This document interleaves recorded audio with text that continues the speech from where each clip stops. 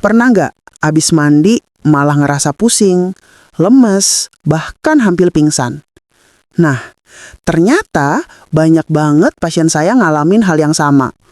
Dan yang bikin kaget, penyebabnya sederhana banget. Cuma karena mandi di jam yang salah. Hari ini saya mau cerita, biar Bapak Ibu nggak ngalamin hal yang sama seperti pasien saya. Beberapa waktu lalu ada pasien saya, usianya sekitar 56 tahun, Bapak Suryono namanya. Beliau datang ke klinik diantar sama anaknya dalam keadaan lemes banget.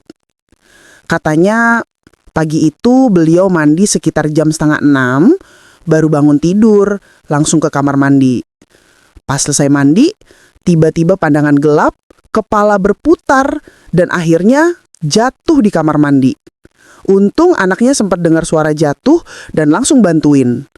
Setelah diperiksa, ternyata tekanan darahnya turun drastis dan jantungnya sempat berdebar nggak beraturan. Kalau telat dikit, bisa bahaya banget. Dan yang bikin saya miris, bukan cuma beliau aja. Banyak banget pasien lansia yang tumbang gara-gara mandi di waktu yang sama. Jam-jam yang sebetulnya beresiko tinggi buat tubuh. Tonton terus ya, karena saya akan kasih tahu kapan waktu yang tepat untuk mandi agar Bapak Ibu semua, terutama umur 40 tahun ke atas, agar tetap sehat dan bahagia. Assalamualaikum warahmatullahi wabarakatuh. Halo Bapak Ibu semua, saya Dr. Adara. Di channel ini, saya sering bahas kesehatan sederhana tapi penting banget buat kita yang sudah berusia di atas 40 atau 50 tahun.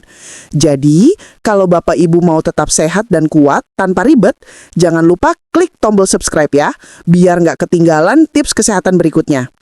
Sebelum lanjut, tulis di kolom komentar ya, umur Bapak sekarang berapa dan tinggal di kota mana. Saya ingin tahu berapa banyak pejuang sehat dari seluruh Indonesia yang masih semangat menjaga vitalitasnya. Sekarang, mari kita bahas kenapa mandi di jam tertentu bisa bikin bahaya, terutama untuk lansia.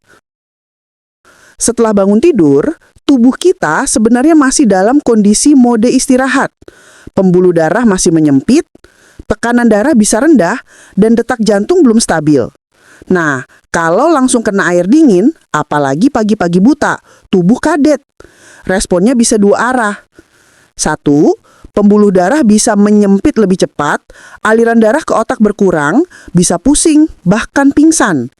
Atau tubuh malah memaksa jantung berdetak lebih cepat buat jaga suhu tubuh. Bisa memicu jantung berdebar, bahkan serangan jantung pada yang punya riwayat penyakit jantung.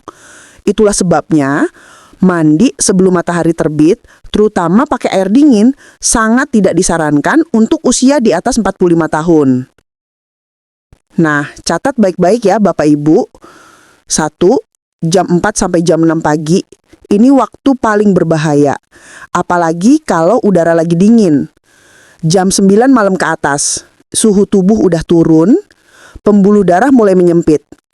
Kalau mandi di jam-jam ini, resiko pusing, tekanan darah drop, atau bahkan stroke bisa meningkat. Nah, kalau begitu jam berapa yang aman, Dok? Nah, ini rekomendasi saya. Pagi, antara jam 5:30 sampai jam 8 pagi. Sore, antara jam 4 sampai jam 6 sore. Di jam-jam ini, tubuh sudah siap. Suhu udara juga nggak terlalu ekstrim, dan tekanan darah relatif stabil. Selain waktu, cara mandinya juga penting banget. 1. Hindari air terlalu dingin.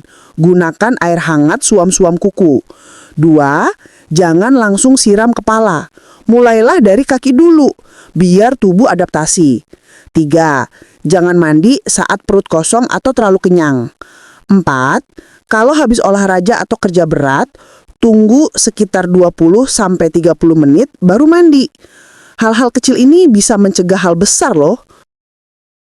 Kalau setelah mandi, Bapak Ibu merasa kepala berat atau berputar, telinga berdenging, dada terasa sesak atau berdebar, atau kaki terasa dingin banget, jangan anggap sepele.